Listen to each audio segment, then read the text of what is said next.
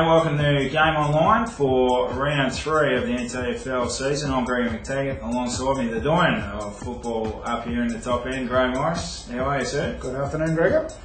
First of all, Murray Davis, Thursday, appointed coach of the NT Thunder for 2 seasons. What do you make of that? Yes, last season's high performance manager is in charge of Thunder, as you said, for the next 2 years. Replaces the outgoing Michael McClean. Is he going to be a good appointment? I mean, he's got experience in the QAFL. Well, I think that's the important thing. He's been involved with the Queensland Comp for a while now, played 149 games over there with the Zilmia club, got all the contacts, and I think all he needs now is the support of the players. Alright, well that's enough of the Thunder because as one man said, Eddie Maguire, a big week in football, and that was the case in the NTFL last week. Let's go through it. Kicked off on Friday night. Palmerston gave Darwin a fair old touch-up, 80 points. You were at that game. Quick run-through. Yeah, I was at that game. Yeah, the Buffalo gave them a real good stout for the first half, but experience and class told in the end, as we saw in the last quarter when the Magpies kicked 8 goals to 1. What about the big game? Wanderers came from nowhere to beat the Tiwi Bombers. Well, Gregor, I've seen comebacks in my time, but 65 points down, 8 minutes into the third quarter, everyone was thinking 100 points plus for the Bombers, and lo and behold, Wanderers kicked 15 of the next 19 goals and won by a goal. At the last second of the game, young Erlinson's gone bang. The Tiwis, there's a bit of a problem with them. I mean, I watched them in a game a couple of years ago. They let a huge lead, pretty similar, go against Nightcliff. Is there something mentally there? Is there a scar there about the Tiwis? Well, I think there's mentally, I don't think it's a scar so much, but I think Carl Gunderson, the coach, hit the nail on the head in Monday's paper when he said the Tiwis tend to play forward of the ball all the time, and they've got to learn to be defensive. And once they learn that defensive skills, they're going to be a much better side. All right, Waratahs, 22-point winners over St Mary's. I think we all tipped that. Undermanned St Mary's side. Undermanned, but they did kick 5 of the first 6 goals of the game at St Mary's, and everyone said hello, but after that, Tars just wore them down. Very spiteful game in the end too. There were quite a few incidents. Yeah, let's have a quick talk about that. Ryan Smith, wasn't it?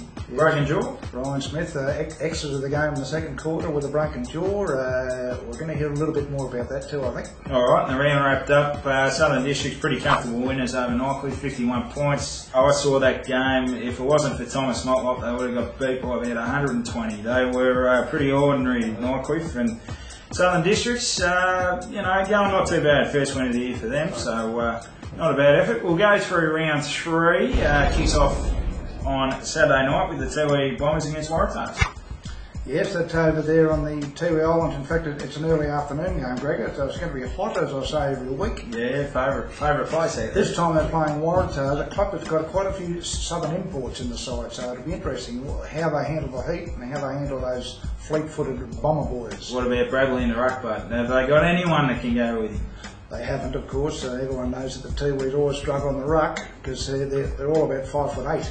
And we'll talk about the Tiwis. They're going to have the services of Ross Tungatone this week. Well, the Tiwi Bombers and St Mary's are talking. I know that St Mary's in particular aren't very happy about giving another one of their young juniors to the Tiwi Bombers, but the Tiwi Bombers are very keen to get him because that's where he lives, on the Tiwi Islands. Well, he'll be a very valuable pick-up for the Bombers if he gets there. We go to TIA Stadium for the St Mary's Palmerston game. Probably the match of the round, considering Palmerston's good start to the year. Yeah, it would be. The Magpies bolted in both their games. They won the first by 12 goals, I think, as you said, the other night by 80. This time they'll play a vastly undermanned St Mary's. They were without 6 players last week, and they're going to be virtually, I reckon, not much better off this week as far as seniority goes.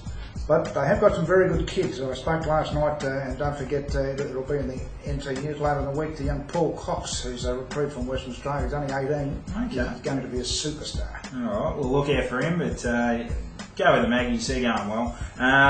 The third game on Saturday is Nightcliff, who are going terrible, against Wanderers, who are dead set flying. Yes, and I think you're probably the best man to talk about that, Greg, because you've seen Nightcliff twice. Oh, well, I'll say Nightcliff twice. They haven't been real flash. I'll be going with Wanderers by at least 10 goals on what I've seen. The clash of the Motlops, but yeah, just Nightcliff. There's something wrong out there. They just, they were okay for a half last week, but then, as soon as District sort of went to that next level, they sort of folded up nicely. So some troubles there. And Sunday, yeah, we've got the Buffaloes and Districts, haven't we, down at Norbuild Oval, Fred's Pass again. The Crocodiles chasing the Buffaloes, or is it vice versa? We'll find out.